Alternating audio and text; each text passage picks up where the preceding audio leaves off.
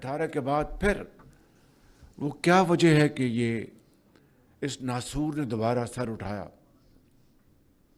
ये सवाल, ये चुपता सवाल है जिसका जवाब हमें अच्छी तरह इल्म है। तफसील में जाए बगैर मैं समझता हूँ कि ये फाश गलती उस वक्त की गई और फिर सवात से सैकड़ों दहशत गर्दों को रहा किया गया और अफ़गानिस्तान से हज़ारों लोगों को कहा कि आप आएं और आके पाकिस्तान में रहें। और ये है वो बड़ी वजह कि दोबारा दहशतगर्दी ने पाकिस्तान में सर उठाया। खैबर पख्तूनख्वा में पायदार अमन का क़याम नागुज़ीर हो चुका। खारजियों के मुकम्मल खात्मे तक कौम चैन से नहीं बैठेगी। वज़ीर-ए-आज़म शहबाज शरीफ का कौमी वर्कशॉप में खैबर पख्तूनख्वा के शुरका से खिताब। कहते हैं पंजाब तरक्की करता और बाकी सूबे नहीं करते तो ये पाकिस्तान की तरक्की नहीं। खैबर पख्तूनख्वा में तरक्की नजर आनी चाहिए थी, वो नहीं आती। अफगानिस्तान से लोगों को लाकर बसाना फाश गलती थी। 2018 में दहशतगर्दी का खात्मा किया लेकिन फिर किसी ने इनको बसाया। पाकिस्तान पुलिस फोर्स जिंदाबाद, Pakistan armed forces and law enforcement agencies all पाइंदाबाद एंड पाकिस्तान हमेशा जिंदाबाद।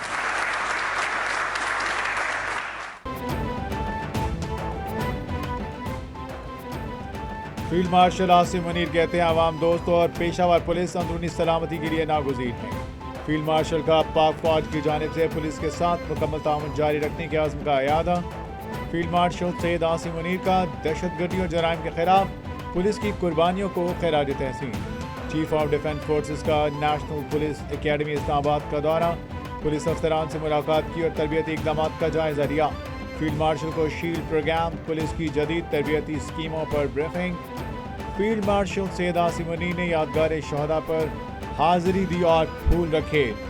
पुलिस एकेडमी आमद पर चीफ ऑफ डिफेंस फोर्सेस को चाको चौबंद दस्ते ने गार्ड ऑफ ऑनर पेश किया।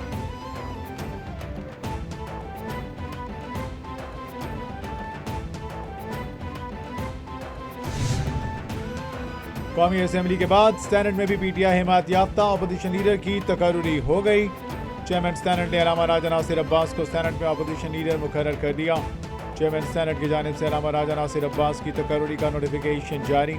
चेयरमैन सेनेट ने रूलिंग देते हुए कहा, अपने इख्तियार के मुताबिक नासिर अब्बास को लीडर ऑफ अपोजिशन डिक्लेयर करता हूँ। राजा नासिर अब्बास को 32 में से 22 अरकान अपोजिशन सेनेट की हिमायत हासिल है।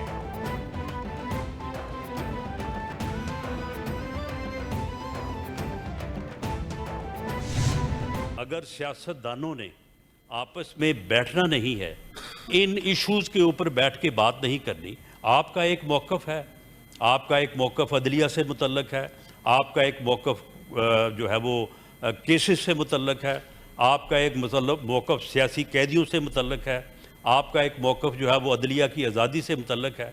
एक मौक़िफ़ हमारा भी है। आएँ, बैठें, उसके ऊपर बैठ के जो है वो बात करें और जहाँ से आप शुरू करना चाहते हैं आप करें। वज़ीर-ए-आज़म पाकिस्तान मियाँ शहबाज शरीफ साहब ने on the floor of the house opposition को ऑफ़र की कि आए, बैठें, हमें आपस में बात करनी चाहिए। मुशीर वज़ीर-ए-आज़म सियासी अमूर राना सनाउल्लाह की फिर अपोजिशन को मुज़ाकरात की गैर मशरूत पेशकश। सेनेटर राना सनाउल्लाह ने कहा, माजी में उलझे रहने की बजाय आगे बढ़ना होगा। आए मिल बैठ कर मामलात पर गुफ्तगू करते हैं। सियासतदानों को सियासी मामलात सियासी अंदाज में हल करने चाहिए। हर इलेक्शन के बाद अपोजिशन तनकीदी मौक़िफ़ इख्तियार करती है। क्या अपोजिशन वाले RTS के वाक़े को भूल गए? क्या उनके दौर में सियासी कैदियों को सियासी तस्लीम किया गया?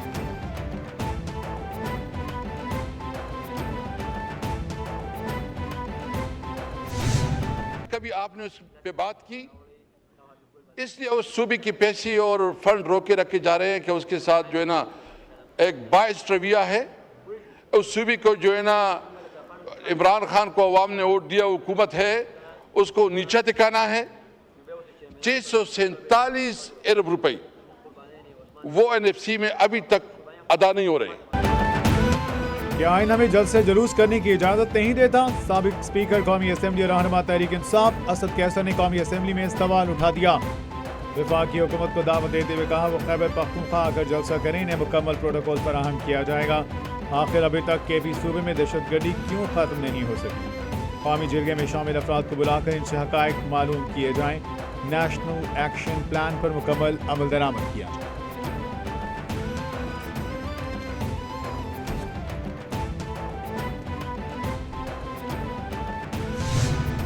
यहां पर खड़े होकर एक कौमी बयानिया या कौमी इत्तफाक़े राय से बनने वाला नेशनल एक्शन प्लान, उस पे अबहम पैदा करना, उस पे इस तरह की नुक्ताचीनी करना कि जिससे उन दहशतगर्दों को फायदा हो जो कि इस पूरे मुल्क के लिए एक वबाले जान बने हुए हैं। खैबर पख्तूनख्वा में दहशतगर्दी के खिलाफ ऑपरेशन होगा और होगा। तलाल चौधरी ने केपी हुकूमत पर वाज़ेह कर दिया। असेंबली में खिताब करते हुए कहा जो भी ऑपरेशन हो रहा है वो नेशनल एक्शन प्लान के मुताबिक हो रहा है। दहशतगर्दों से कोई हमदर्दी नहीं हो सकती। पीटीआई की नालायकी की वजह से पूरा मुल्क दहशतगर्दी का शिकार है। पीटीआई की कारकर्दगी कोई नहीं, ये सियासी कार्ड खेलते हैं। पीटीआई को स्टेट सिटी बनाने से कौन रोक सकता है?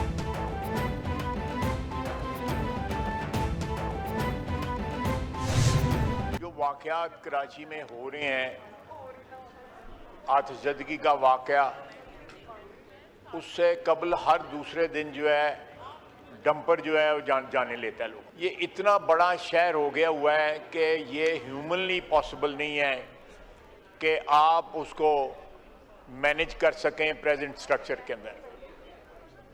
मैं किसी को ब्लेम नहीं दे रहा, मैं सिस्टम को ब्लेम दे रहा हूँ।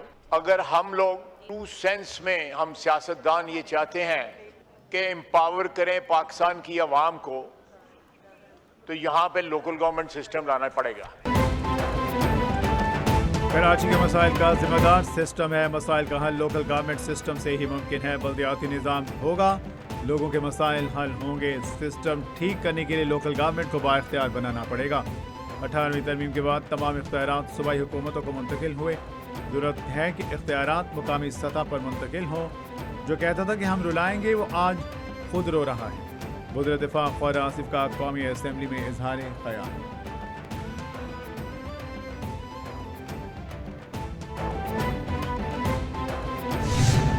कराची चलता है तो पाकिस्तान चलता है। अब यह है कि कराची बचेगा तो पाकिस्तान बचेगा।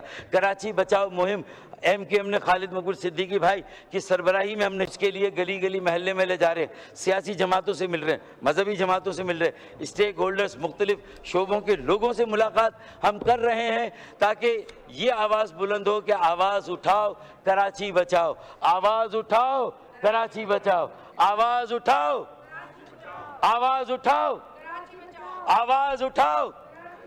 तो ये नारा गली गली में गूंज रहा है। इससे पहले कि ये आग हर गली तक चली जाए, बुशरा जैदी के वाक़े को याद रखें 85 में। कराची पाकिस्तान का वाहिद शहर है जो मुल्क का कौमी शहर है। शहर कायद के बुनियादी मसाइल कौन हल करेगा, कब हल होंगे? सानिया कराची गुल प्लाजा पर MKM पाकिस्तान के अरकान का कौमी असम्बली में एहतजाज। फारूक सत्तार ने कहा गुल प्लाजा वाक़े को कौमी सानिया करार दिया जाए। गुल प्लाजा सानिया कौमी अलमिया है, इसे डिक्लेयर करके पूरी कौम को रिस्पॉन्स करना चाहिए। एम्बुलेंस और पुलिस का बर वक्त ना पहुँचना निज़ामी नाकामी है। कराची मुख्तलिफ अक़वाम, मजहब और सूबों का शहर है।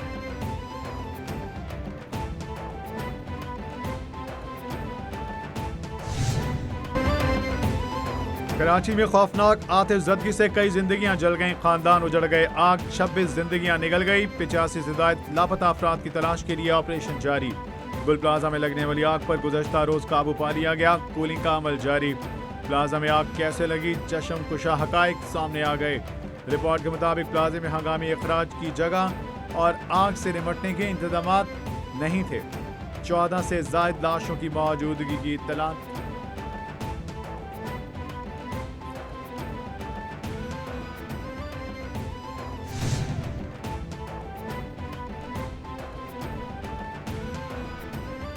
गुल प्लाजा में आग की फाइल बंद हुई तो इस्तीफा देकर घर चला जाऊंगा।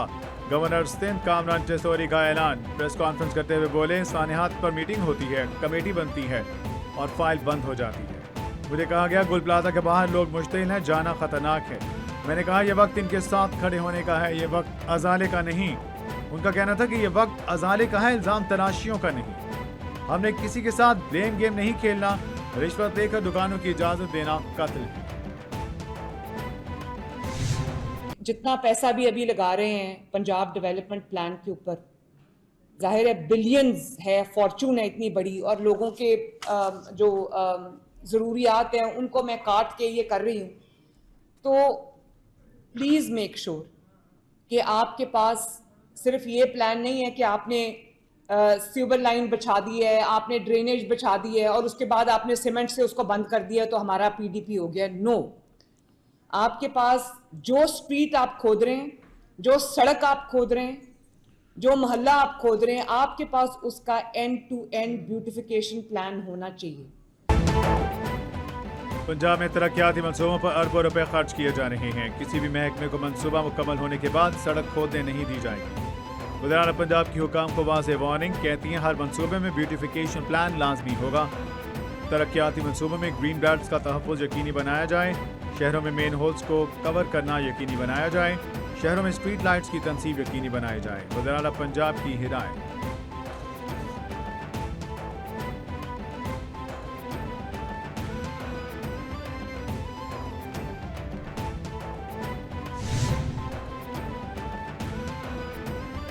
Karachi water and sewerage improvement project phase 1 2026 में मुकम्मल किया जाएगा। वज़ीर-ए-आला सिंध का ऐलान, कहते हैं कराची का पानी और सीवरेज सिस्टम शहर के लिए बहुत अहम है। सिंध और वर्ल्ड बैंक के दरमियान समाजी तहफ़्फ़ुज़ के मंसूबों पर शराकत मजबूत है।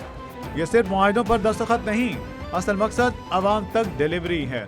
वज़ीर-ए-आला सिंध की वर्ल्ड बैंक के रीजनल नायब सदर उस्मान डेवन से अहम मुलाकात, मंसूबे में तेजी लाने पर इत्तेफाक।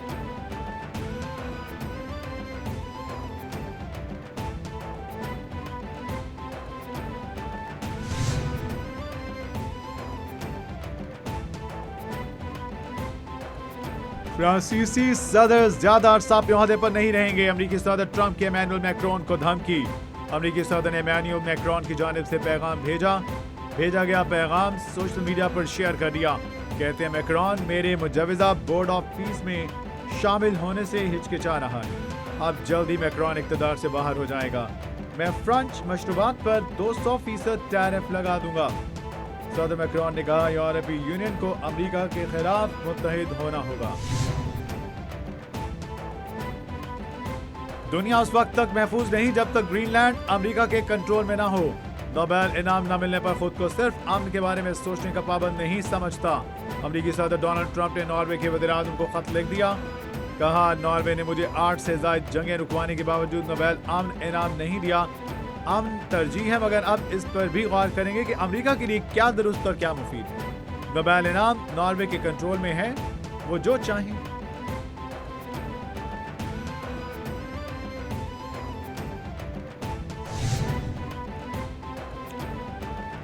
ग्रीनलैंड पर कब्जे का मुआहिदा।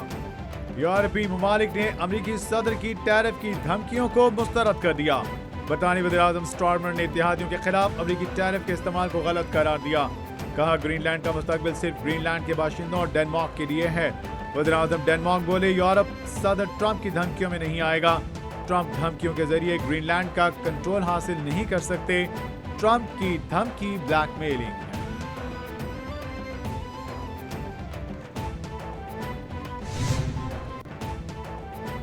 और खैबर पख्तूनख्वा के बालाई इलाकों में बारिशें भी होंगी, बर्फ भी पड़ेगी, अलर्ट जारी कर दिया गया। पीडीएमए के मुताबिक खैबर पख्तूनख्वा में 21 से 24 जनवरी तक बारिश और बर्फबारी का इम्कान। मगरबी हवाओं का ताकतवर सिलसिला मुल्क के बालाई हिस्सों को मुतासिर करेगा। पीडीएमए की जानिब से तमाम मुतालिका ज़राई इंतजामिया को फ्लैश फ्लड वार्निंग जारी। सवात, चित्राल, बुनेर, शांगला समेत मुख्तलिफ अजला में फ्लैश फ्लड का खतरा।